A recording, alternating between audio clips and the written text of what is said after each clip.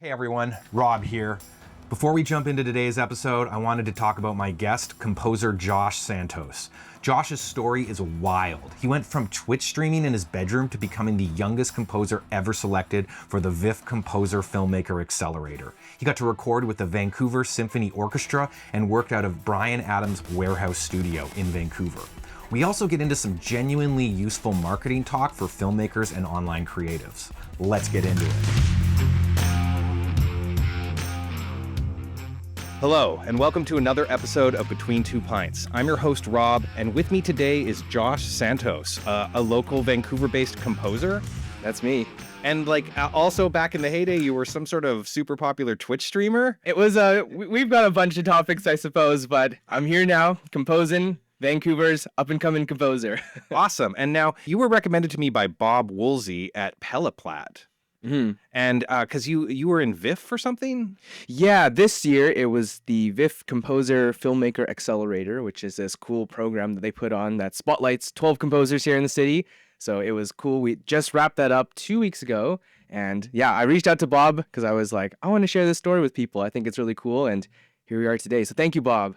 Awesome. Okay, first of all, we need to get our beer on. Let's do it. So today we went with the Zevia. I'm going to have the ginger root beer as well. There we go. Okay. Yeah. Sugar-free this time around. And aspartame free, because that's the bad one. I think. I don't know. I think, yeah, who knows? But we're here. I'm opting out of the beer this time around. Maybe next time. It's okay. I generally after a beer or two, I'm ready for sleepy time, and tonight's my night off for video games and Rob time. No, it's fair. So. Have you had Zevia before? Oh yeah. Nice. These are my go-tos for the Thanksgiving. It was recently, so yeah, that's all right. Well, cheers. Cheers to a good episode. Thanks for coming. So, tell me more about this VIFF Accelerator thing. Yeah, it's super interesting. I don't know where to start, but basically, VIFF has been putting on for the last 3 years this composer program where everyone applies around the world and they pick 12 composers to sort of represent upcoming composing talent. And there are 4 local filmmakers that they also choose, and each of those local 4 filmmakers get 3 composers to work with. And so what ends up happening is everyone's paired up, and there's this performance where they compose music with our very own Vancouver Symphony Orchestra. Holy crap. So we get to work with all of them. You get to work with a symphony? Compose some music, record at Bryan Adams' warehouse, and then present it to an audience. It was on the Saturday. So this has been like the starry-eyed composer program for pretty much I would say the world in many places. There's a couple of places in Europe that do a similar program, but Vancouver is one of those places that brings talent. And basically this year, it was crazy. So the last 3 years, they just had 12 different composers. You have a lot of people in LA, you have a lot of people in Europe and a couple other parts, and they haven't had any Vancouver talent at all. So really? This year, it was told by somebody up in the execs and during the jury, there was about 375-ish or 370 to 80 applicants. And of them, they picked 12. And I was so happy when they gave me the phone call and they said, hey, you're in this year. And they said, you're the first Vancouver participant ever in this history of this program. And you're the youngest member too. And that was my mind was just blown. I just couldn't comprehend it. It was crazy. And we had a blast. If I have the sheet music, I would bring it to show. Didn't bring it with me, but we spent the last month working. I worked with this awesome filmmaker named Liz Cairns, and she's incredible.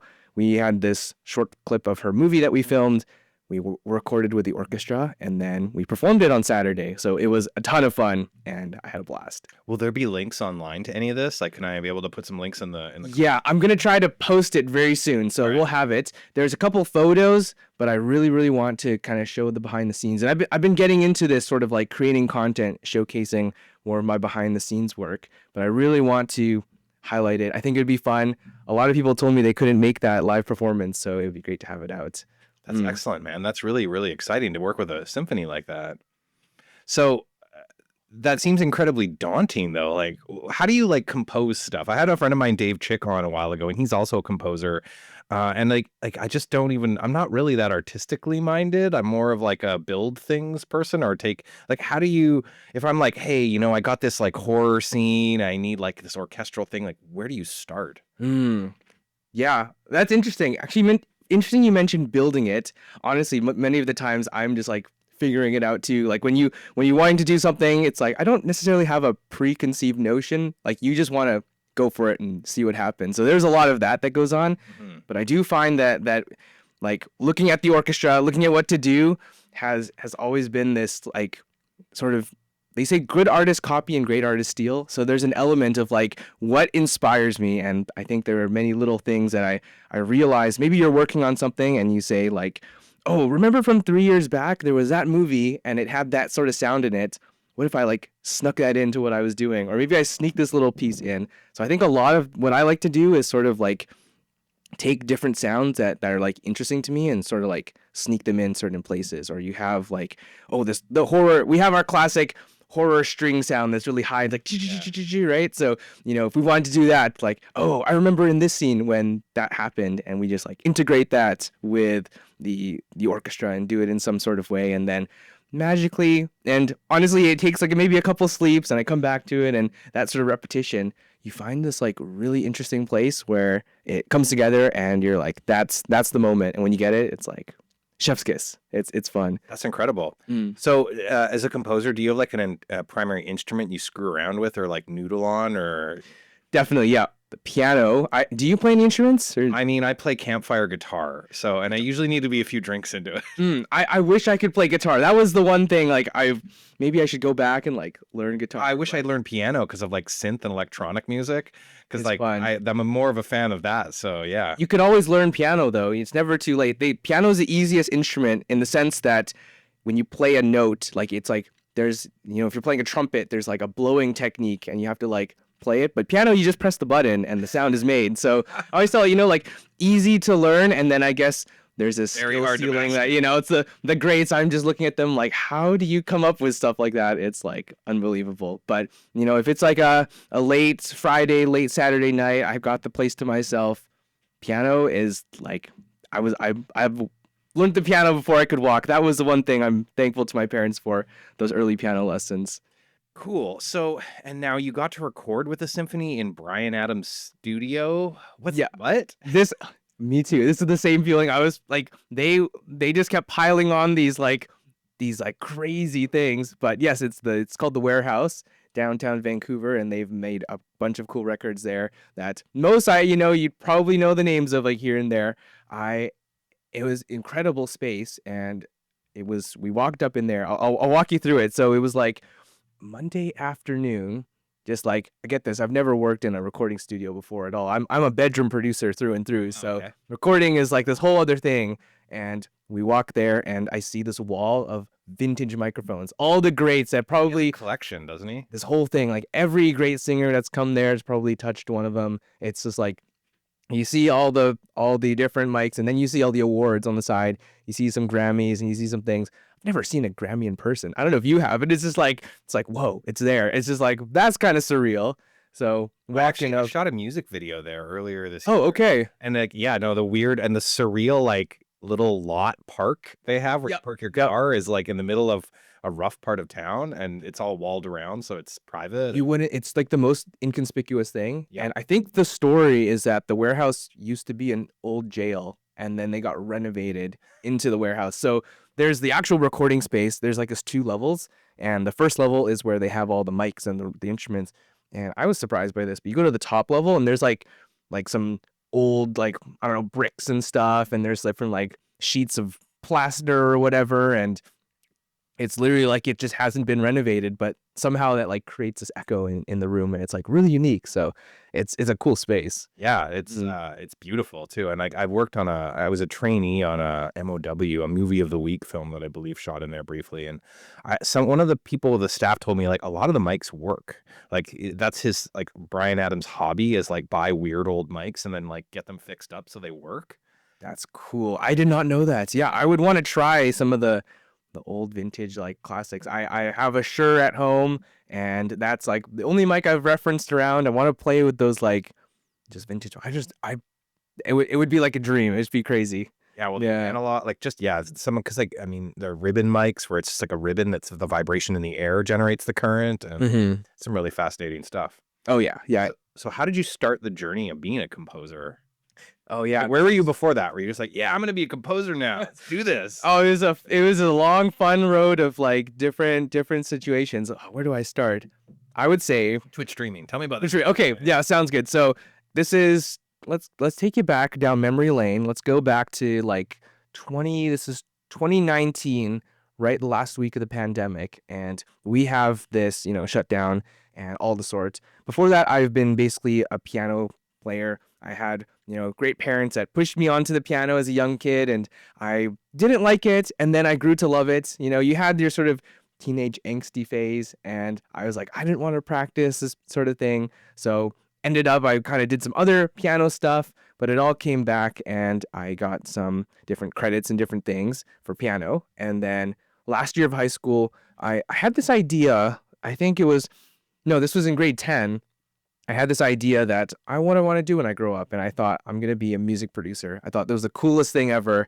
My dream in my head was I'm gonna like produce for Drake, or I'm gonna make some cool record. I've always thought of this idea that music is this cool place where seemingly anybody can just release this hit record and sort of kind of blow up. It's not necessarily this straight line all the way to grinding a corporate ladder and slowly getting certain positions and raises. I liked this idea that somebody can kind of go from nothing and then just like boom, like blow up. I just thought that was the coolest thing ever, and so I told myself like, yeah, I'm gonna be that person, or like starry-eyed, I'm gonna get there, do that crazy thing. So it was music production for a long time, and I graduated high school. We were all locked inside, and I was thinking, okay, well, what do I do? I'm gonna be in my room anyways. I can't go around and sort of meet the local musicians, so I'm just gonna start streaming. Like, let's see what happens. Who knows? So, yeah, I got like the Focusrite interface from I had two old like subs that an aunt had given me, like little monitors. I sold them, and then I got these. It's the classic like YouTube sort of like, here's what you need to buy for your first music studio setup, and I still have them, but it's like two little KRK monitors, and you can tell them because they have this yellow cone, and you see them and you're like, okay, those are the KRK monitors. I think I've seen those. I think I've looked at buying them. Yeah, they're good. They have a great price. They sound amazing. People like to work on. They're many people's first set of speakers, and I still use them because I like them a lot. So got those, hooked up my little red audio interface, and then we just hit like start stream and just like see what happens, which was, it's a little nerve-wracking, but that was a cool way to basically, and I didn't realize this at the time, but one of the things that stops a lot of people from, I think, getting better in music production is you start something, but you don't necessarily finish it with a lot of things. Let's say, I don't know, I did this with skateboarding. I tried to learn how to skateboard, fell a couple times, and I'm like, I'm done. I'm not doing this anymore. Give up. And Twitch was interesting because it forced me to finish all my songs on stream, because if a viewer was like, hey, so like, can I listen to this someday? Or like, can I do this? It's like, I can't say, oh, I'm working on it. I'm not Kanye in the sense of like, hey, you guys wait for it, give you like 4 months. It's like, no, I have to finish it. So every week, and I was this like, I had just so much energy. I would just go for it. And I would stream a couple days a week, and then spend the weekend finishing that song. And then the start of that week, prep the next song. And I was basically making like a song a week. And that was like sort of my boot camp in terms of music production. Like, okay, I like this genre. Let's try to make this thing and make it again. And this was a whole catalog of early music that I was able to sort of store up. And that was my Twitch journey, just like showing music online. It was fun to have people come in and see what was going on. And the first dono was cool. There was this person, bless his heart, he just like sent in money, and I was like, oh, that was cool. I got some money from this thing. This is kind of fun. Like, got some music equipment from it. And that was a fun journey. It was so much work. I don't know if I could do it again. A lot of hours. What software what's your DAW? DAW of choice, Logic Pro. Okay. Logic Pro. To my Logic Pro users out there, that Logic is the best. They have the DAW wars, but I started with Ableton. Sorry to my Ableton users, but I just couldn't stand the UI design, and Logic looked clean to me. Yeah, no, Ableton's got a very unique look to its UI. Yeah, it is the fastest, so I've heard. Well, FL is really fast too. Logic is not as fast, but I liked Logic for I just was able to understand it really quickly. And funny enough, it helped me in composing because Logic is sort of the main DAW that a lot of composers use. Really? So I lucked out in that sense, because maybe if I used FL, I would have had to relearn something new. So, everything worked out in the sense that like Logic it had to be. So Awesome. So you did the Twitch streaming, and like you were quite popular. It sounded like something like top 3.9%. It was some fun things. The percentage is interesting. Like I put it on my website, and it does take into consideration a lot of people who sort of like start streaming, doing one stream, and like kind of don't, sort of don't continue after that.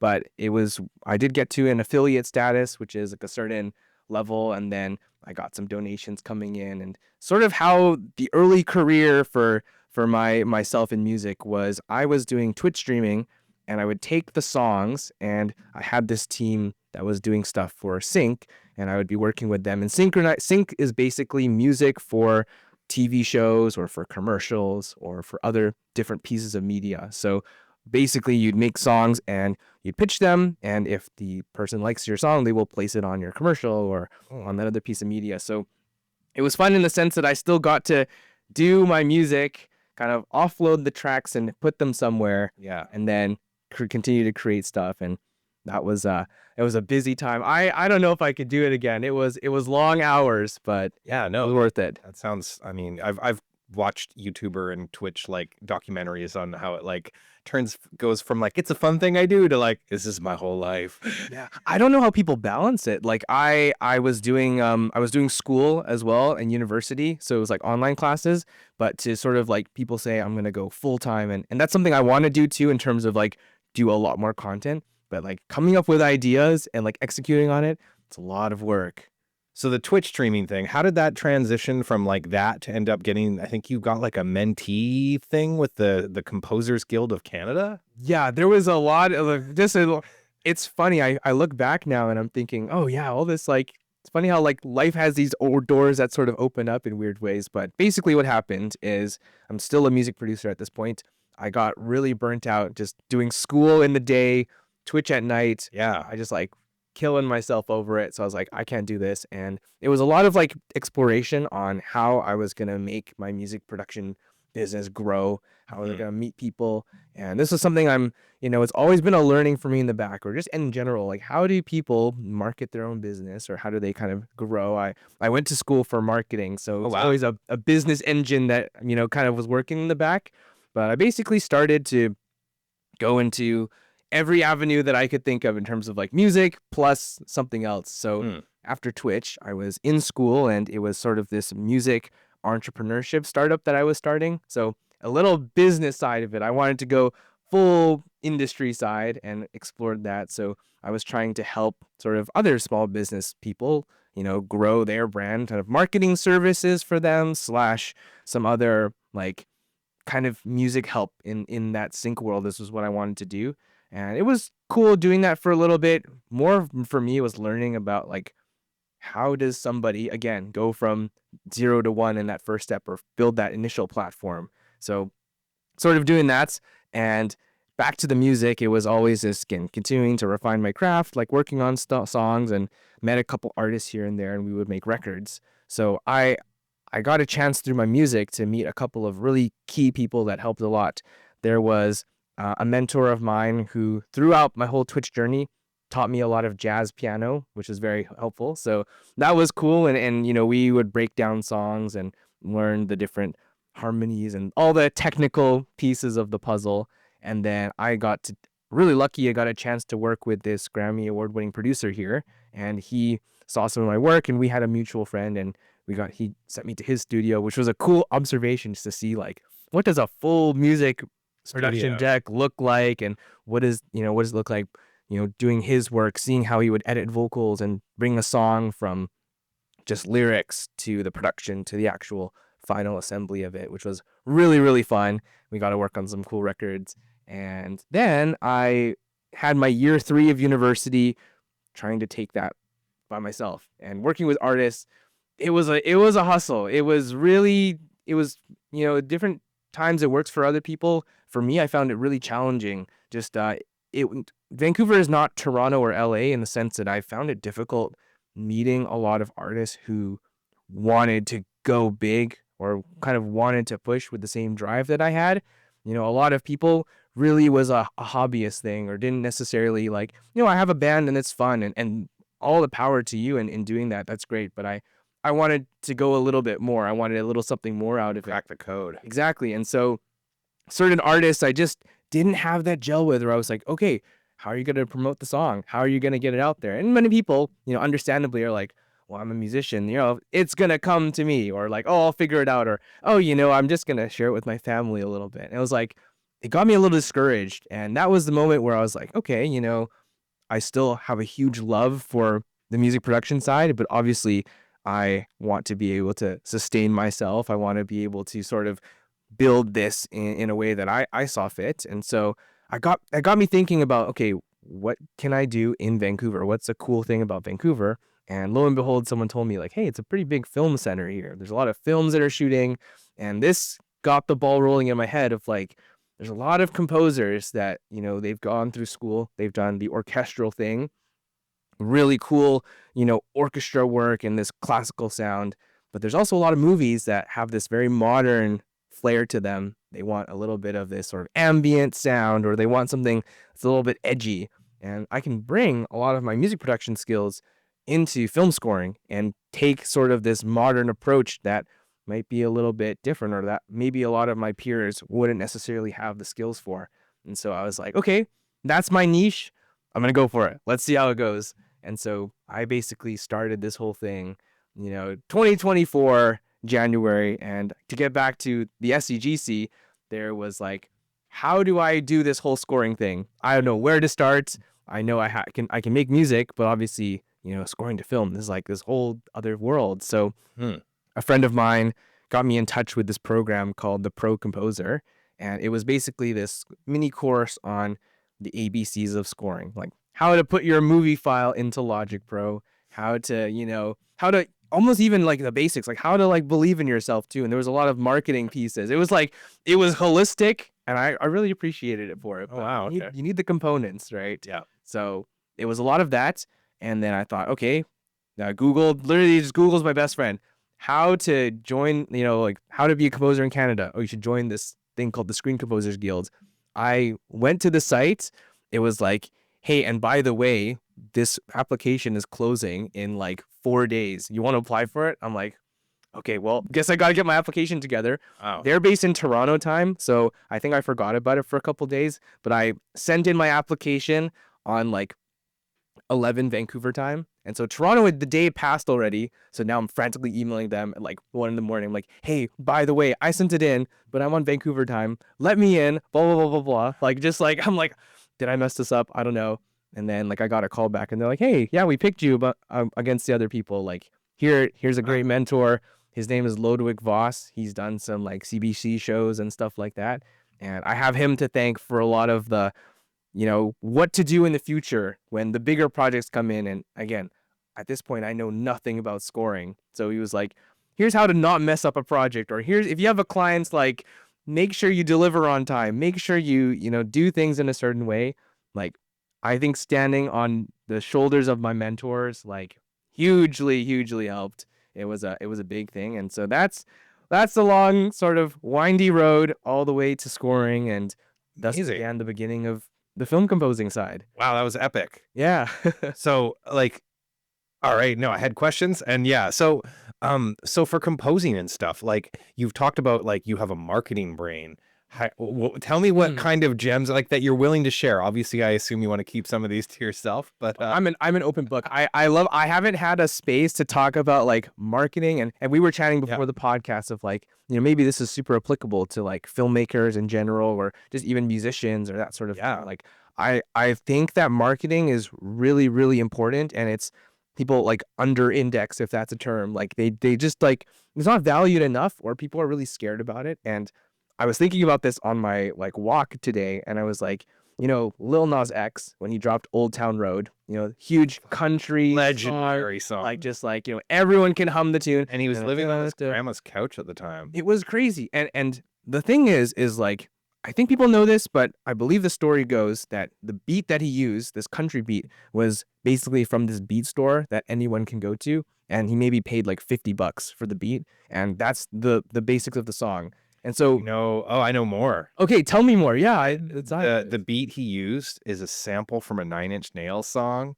And when Trent Reznor found it, he was like, fucking awesome. Oh, that's crazy. And you can hear it. Once I've told you that, if you've listened to much Nine Inch Nails, you listen to Old Town Country Road, and there is a certain like sound that you're like, that is totally Nine Inch Nails. It's good that Trent was cool about it. Yeah. I think some people would be like, oh, I don't want to be affiliated. But like, no, it was, and it was totally like not like legit. They just ripped it out of one of his songs. But like, yeah, no, it's totally from like a sound that they've manipulated from one of his songs. So. There you go. World of sampling. I mean, it's alive and well. Yeah. What I think is cool about that and how I perceived it is like, again, I think that I have the same level of skill that it takes to create that beat as that person did. And the only difference was, I think, a lot of luck. Like, he just happened to have that beat, posted it on there. But, it's how people perceive that production plus the artist and how like people perceive this track. It was like this country hip hop thing that was like nobody had heard of at that point. And it was like this combination of being different and kind of sticking out a little bit that like people sort of built that noticing, it built this sort of buzz to it. And I love this principle because I think that like always thinking about like, what's your it factor? Like, where are you unique is the age-old question, of course. But if you can answer that for yourself, I feel like it leads to a lot of quick growth. It leads to a lot of like, people will know you for your thing. And that's super interesting to me. Okay. Yeah. I love it. Yeah. So, and yeah, you talked about it because we mentioned like promoting stuff. Like a lot of my guests are people talking about a feature or short film. And so, yeah, all of them are obviously very much in the place where they're going to need to promote things. So you think like identifying the it thing, the thing that makes it unique. Yeah, I think that's the key. Like there's a lot of things today. And I think what specifically was cool for me, and looking back now, it's kind of fun because I started my journey in 2024, January. So a year and 9 months or so. And at this point, I've had zero connections to the film industry. Like, I didn't know anybody. I, had zero credits to my name. And I'm really grateful that the Vancouver community has just been like such a cool place. Like all these passionate filmmakers willing to just make a bunch of projects for the sake of them. And everyone needs a composer for something. And it's like, oh, hey, I make stuff. And that was a cool way for me to build a lot of like early experience. But I think what was cool was really looking back, I made it a clear thing of like, whether it's through social media or when it's like talking to people and marketing in the sense of like, you're not trying to say like, hey, I want to work on your film. Like, it's not this super like kind of hungry type of mindset. Cause some people, if you go after it, it's like, it's a little standoffish, right? I'm just presenting me and just being, really intentional with that and showing it in a way that's applicable for other people in the sense of like, yeah, I want to do something different. I really think that this music production side or this it factor that I have is really unique. And hey, you can give it a shot. Like, it could be fun. Like, I think people really resonated with that. And that started to sort of build and using that in my application this year for the program. And the exec said, like, I really liked your application because you have like a specific perspective. And so, every film is so cool in the sense that you have like a unique story. Like, you've taken the hours to write something that's unique to you, that is, especially an indie film that you're really passionate about. And I think doubling down on that and sharing that with people is the key. Or I've seen projects that do that well get a lot of attention really, really quickly. I think that's the way. So here's my questions. What do you promote yourself as a composer on any social media platforms, and what's your favorite one to promote yourself on? Oh yeah. Okay, this is great. Yeah. I've it's been this sort of like back and forth on what platform I was gonna pick initially. I asked a bunch of other mentors and I settled on Instagram. So I've got my small, What's your Instagram? small like it's at Josh Santos Music. Just type it in All right. Instagram. There you go.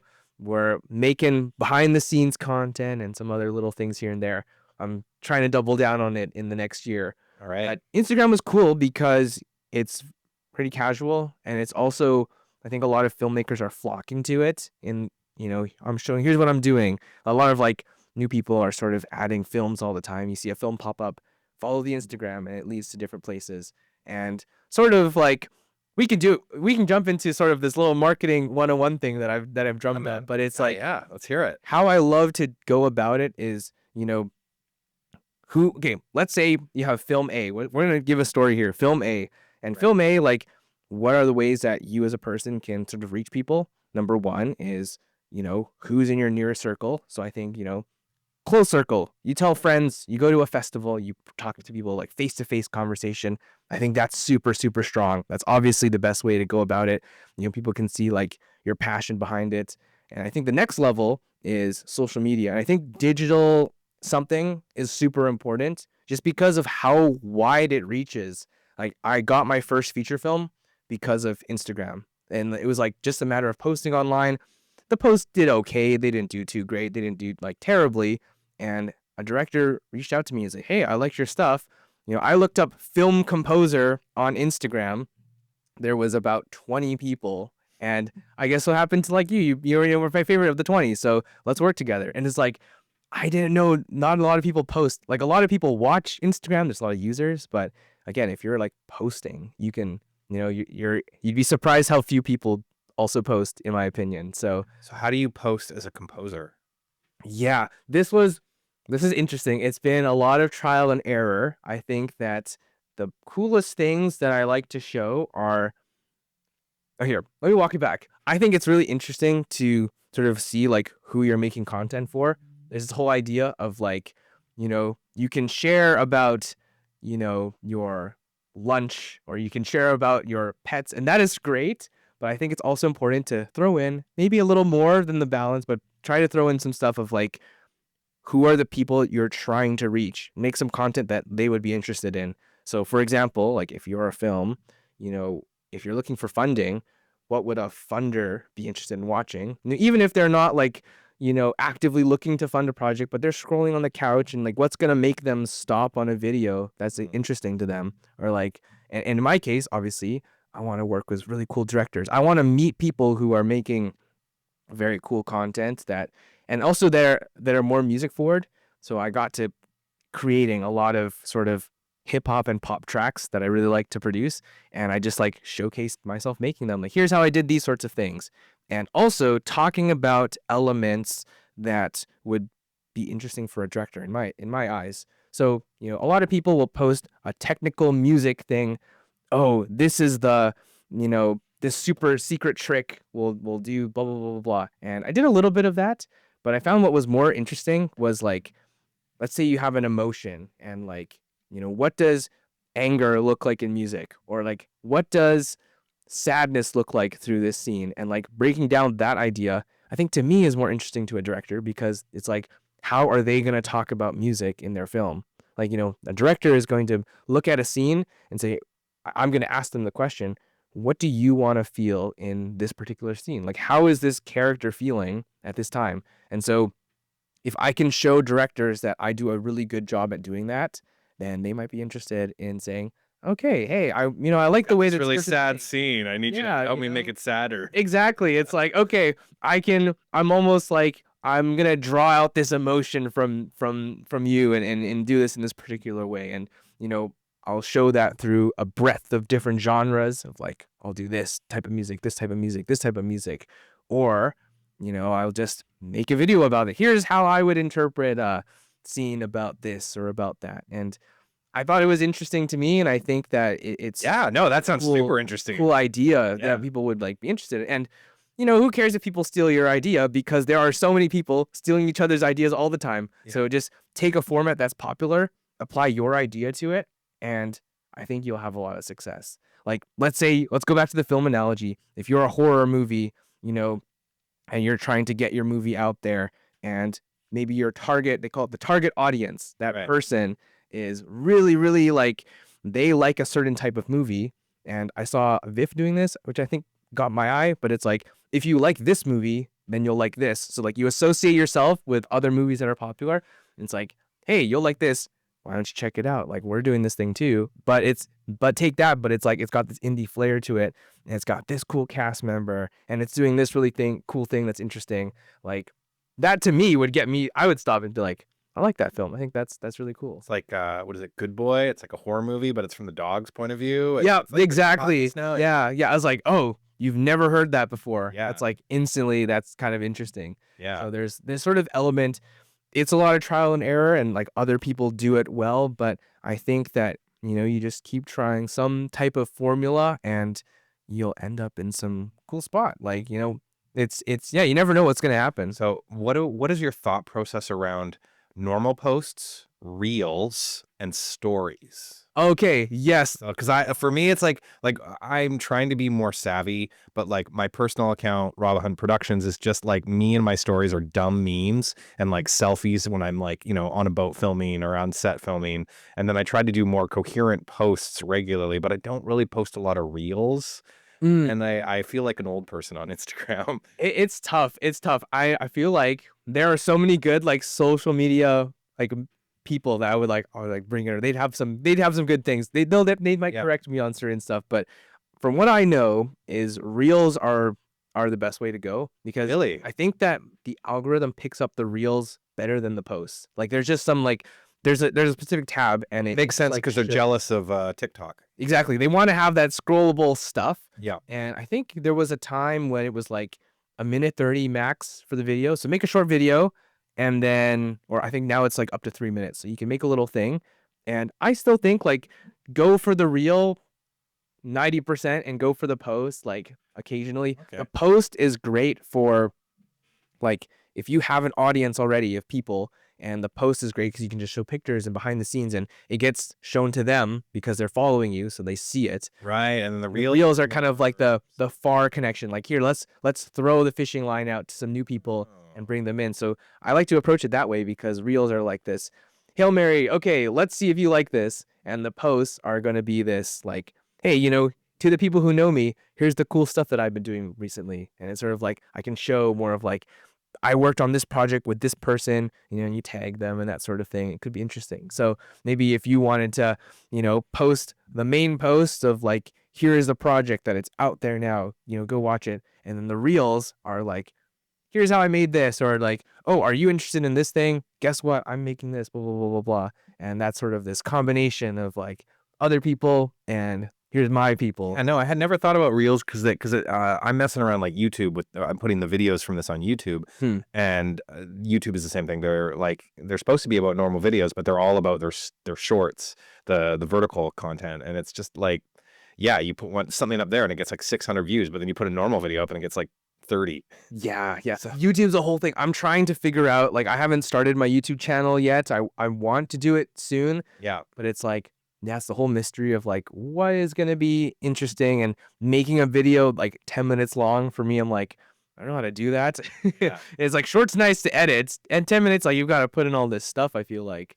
So YouTube, and you even want to go longer than that. Like there's this whole genre of like authenticity on YouTube where it's like you could just like turn a camera on and film like Twitch. It's almost like Twitch streaming, right? But like a little bit more curated where you cut out big gaps and stuff. But like, yeah, just like a video of you like working on stuff and like talking about what you're doing would probably do quite well for like an hour long, or if you cut out any like long gaps, because that's the other side of thing is like more and more people are watching YouTube for like normal people. Like, I don't really know how to describe it, but like there's all these people who are influencers now on YouTube who are huge, but their videos are really basic. The only like good thing they have is a lot of them have the like Rode Go mics. Okay. They sound okay, but like it's not, it's not Mr. Beast hyper edited, a million shots. It's like one camera going for 30 minutes. Oh, so you're seeing a lot more like unfiltered type of stuff? Like people just like, here's the thing kind of thing? Yeah, usually it's like a little bit of editing, but we're talking like 10% editing, not like, bam, bam, bam. But they're like, yeah, they're just cutting out the extra crap, or like trying to make things a little more concise. But like, there's people like talking about filmmaking. Like so I watch like, DPs and stuff just talk about this is my gear bag. And then he talks about all the things in his gear bag with anecdotes. And it's like, that's really easy content. And I'm like, if other DPs or other filmmakers are really interested in that, because it's like, oh, that's a really neat multi-tool. Fuck, I want that, like, you can show like here's the setup, here's the mics we're using, how I've hooked it up to the laptop, and everything. So like that's all the behind the scenes things. Like I've thought about doing that, but mostly I'm lazy. So yeah. but yeah, no, it's like even just the act of the making stuff and seeing behind that will probably be really easy long form YouTube content. Yeah, maybe I'll do it. First new video on the YouTube channel. It's like, here's the studio and stuff. There's a guy on YouTube called Shane Hummus, and he is super edited stuff. But I got into him because he talks a lot about like really good online courses if you're like trying to retraining. Because I was sort of looking at maybe moving away from film in the long term, like long term, just because with the writer strike that happened and a little bit of a shakeup. But like he has started producing videos on how to make more successful YouTube channels. Okay. And there are some weird tips, like when the video you upload should already be titled of the name that the video is going to be. You don't want like final interview with Josh part 4 V2 the final, I hope. You want it like in the upload. The actual file name that you upload should be the proper, and then you want to like let it. You want to once you upload the video and set it all up, apparently you want to let it sit for a day or two, because the AI algorithm will scan it and be a lot more likely to show it to people after you launch it, because they know it's safe. So and there's a bunch more too, but like, yeah, it's really, really intriguing stuff with like stuff I would never have thought of. That's wild. Yeah, I named my Instagram post like, I don't know, version 1, send it out. Who cares or whatever. Like, I'm late at night. This is tiring. Boom. Dot a movie. It's like, and that might be totally different with Instagram, but yeah, he had this, and I don't even know, like maybe it's like a rumor or a myth, and he's wrong, but like, it kind of makes sense that it confuses the algorithm if it's got different names, and it's like, what am I calling this? And so, what do you think about like TikTok? Because I'm going to venture into TikTok. I've been always on the fence. People have told me, hey, you should take your Instagram and like put it on TikTok too. And like, I want to do that. I think it's a matter of just like getting over the mental hurdle, or I'll probably, by the time this podcast is out, maybe I'll be a TikToker doing TikTok dances. Gotta throw it in. Yeah, I'm gonna throw in my little dance in the studio. Yeah, no, I don't like it, but it's not like, it's just, I don't know. There's something about like hearing, I like longer form content. Like I don't love reels and shorts and stories. I mean, I watch a lot of them, but like I do enjoy putting something on. Like a lot more of my consumption is like if I'm editing a conference or something, I'll put like a YouTube video on a different screen nearby, or I'm at the gym and I'll watch something on the treadmill. So TikTok's never really been, I'm old, so it's I feel the same too. I just couldn't get into the whole like I just felt like I was going numb after like watching a lot of the videos. But it's like at the same time, they're like, people post on there and music careers get started on TikTok. Oh yeah, no, so it's like it's its own thing. beast. And it's like, oh, if no composer is there, like maybe that's the move. But I just like, who knows? So that's the one thing I've been thinking about. I'll probably start or test it out, but I feel like that's a whole untapped world as well.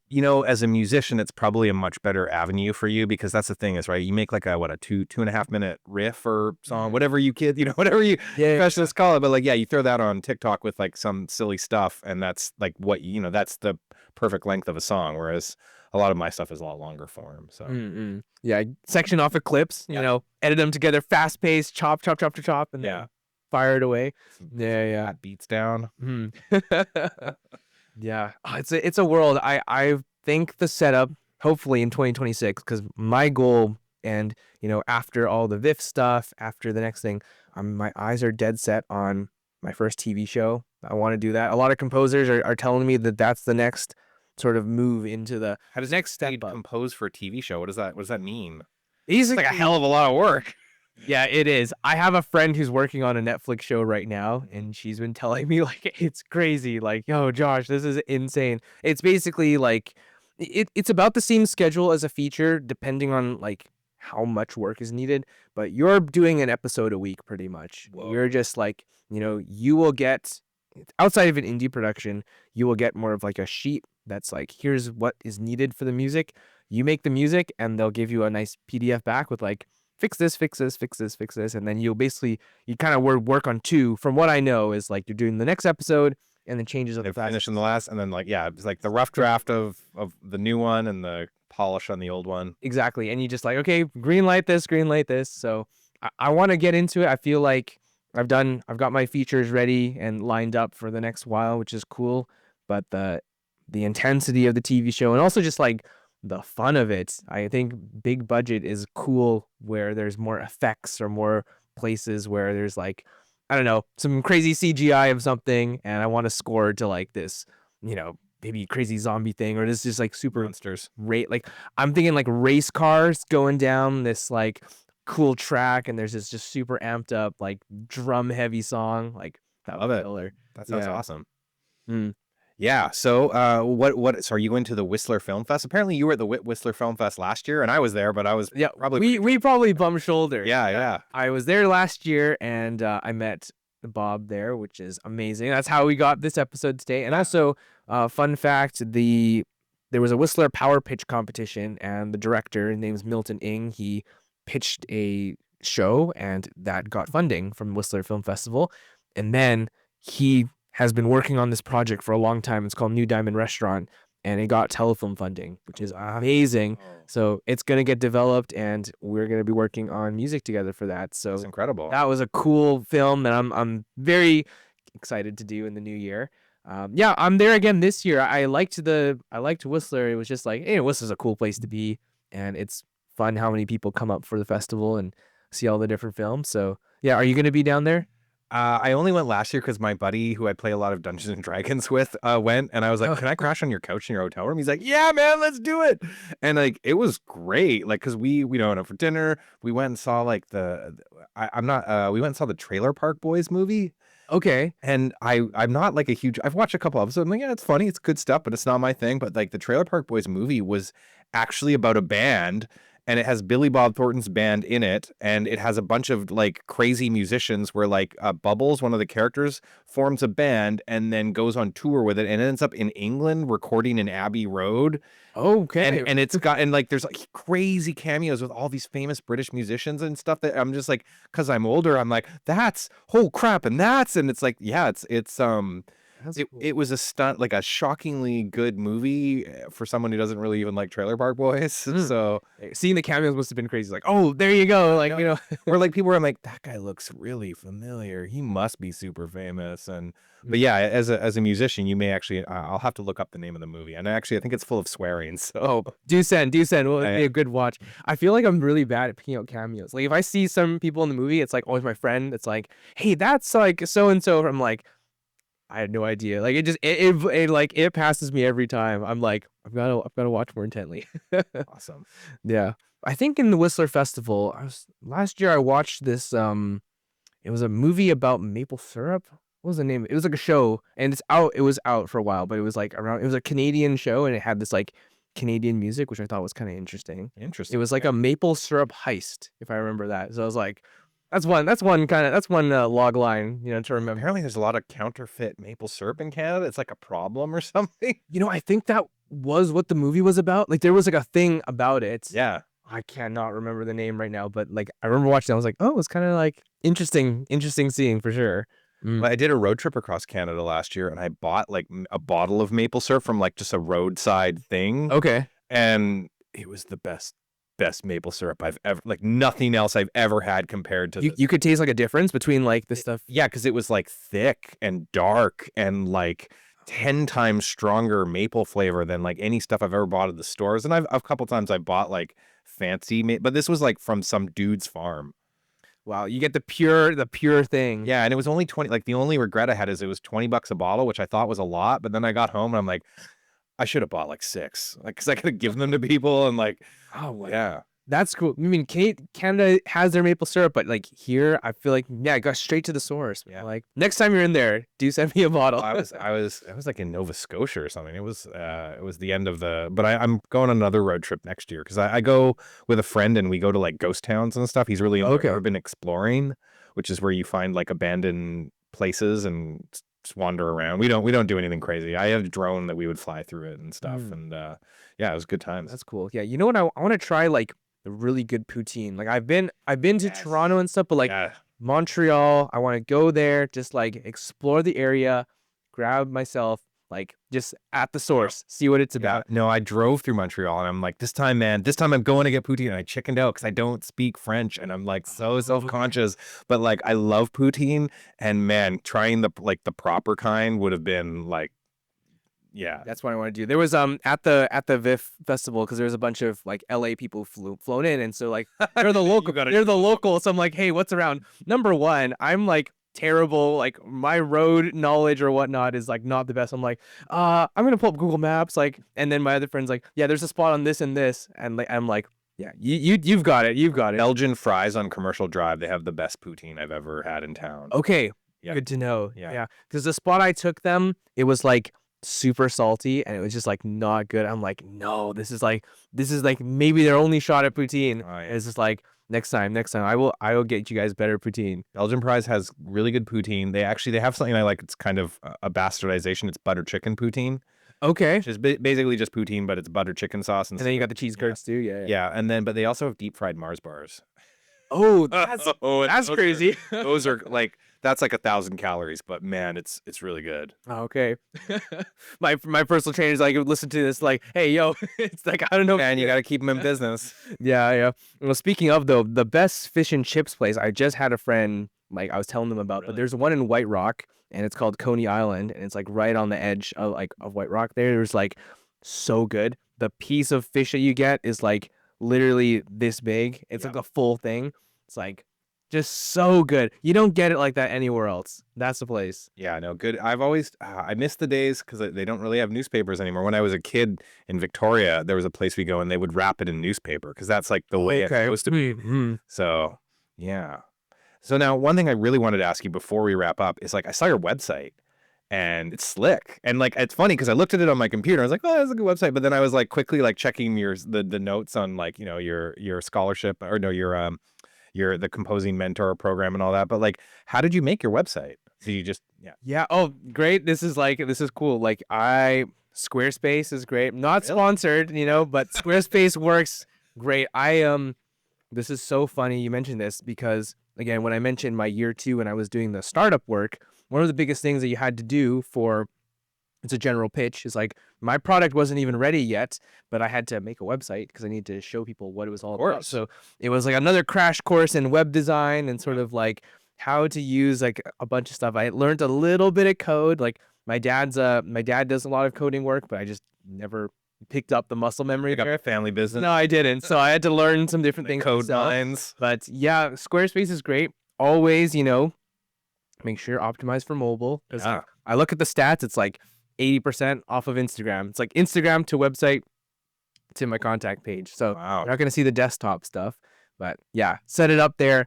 Looks nice. I didn't have to fuss around with too much. And you just like, yeah, color combination. I spent a good week on finding some cool color combinations and then sort of fit it all together. But yeah, to the composers out there, the secret recipe, and I learned this from my mentor in the Pro Composer, just like hero image at the top, get to the reel as quick as possible. Like you'd be surprised how many composers it's like video.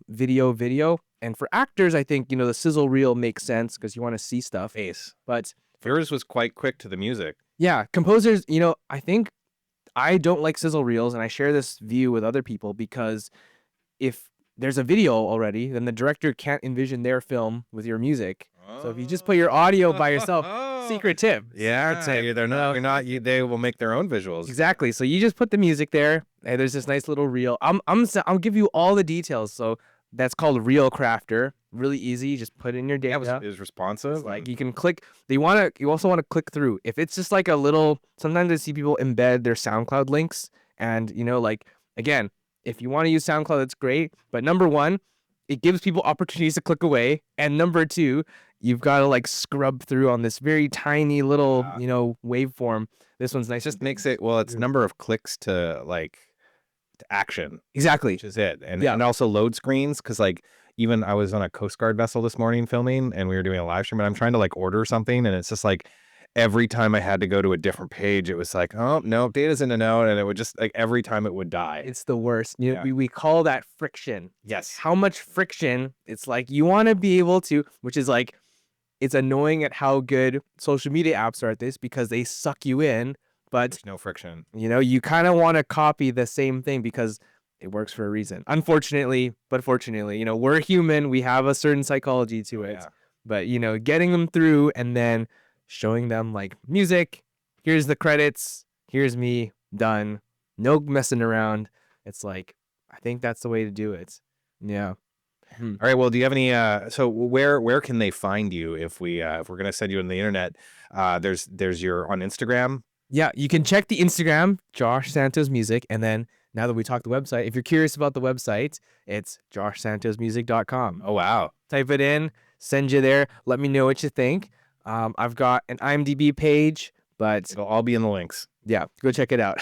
Great. Well, Josh, thank you so much for joining me today. And next time you have like a project to talk about, please come back on. Let's get you out again. I'd love to. This is such a fun conversation. Thanks for letting me share about market and stuff too. It's, you know, not often, so it's fun. You know, we got to go. I can use the tips, man. And I'm sure a lot of my friends can also use a little advice. Cool. Cheers, buddy. Thank you. To a great episode. Yeah. Mm.